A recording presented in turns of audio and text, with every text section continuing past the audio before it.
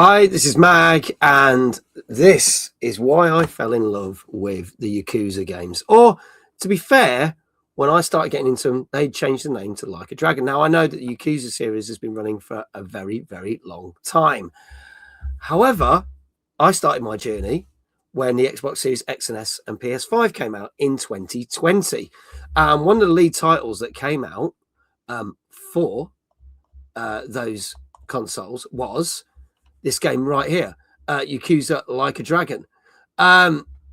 This was a game that, in a way, was good for me, a good starting point, because it almost starts a whole brand new chapter, even though the games are interlinked in different ways, as I've found out as I've gone back to play some of the others. This was a game where, you got Ichiban gets set up. I won't say spoil too much of the story.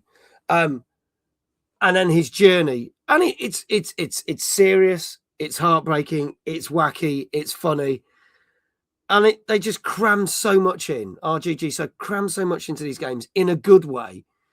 So soon as they basically said that they were doing more games, my journey continued. Now, it didn't go the way that I thought it would, because the next game I tried was Like a Dragon Ishin, which is a game set in the 18th century, if it serves me correct. So it takes a lot of the actors and people that you've seen in previous games, and then turns it on the head. There's almost like an origin story. It's like the story of the samurai.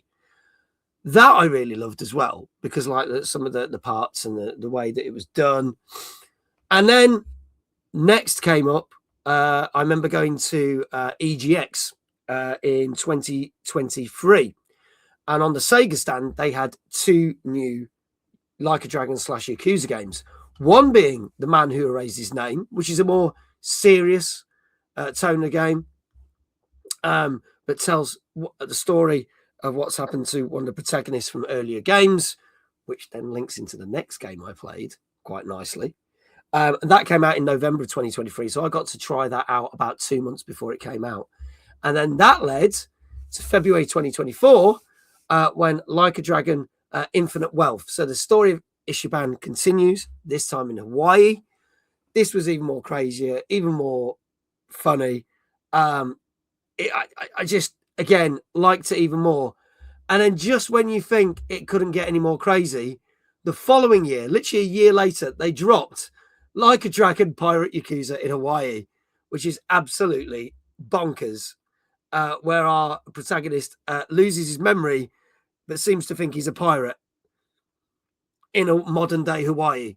So it's not even like Ishin, where it actually goes back historically. This is like set in modern day, which is nuts, but it's great fun. I can't wait to see where this franchise goes next.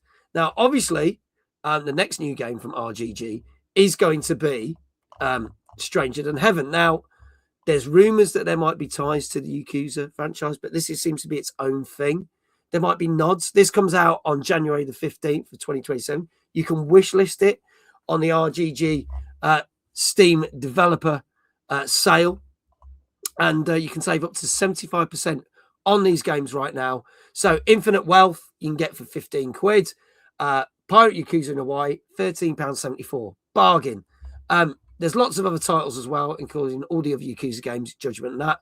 But you can get Like a Dragon, which came out in 2020 for £6.39. That alone is a bargain.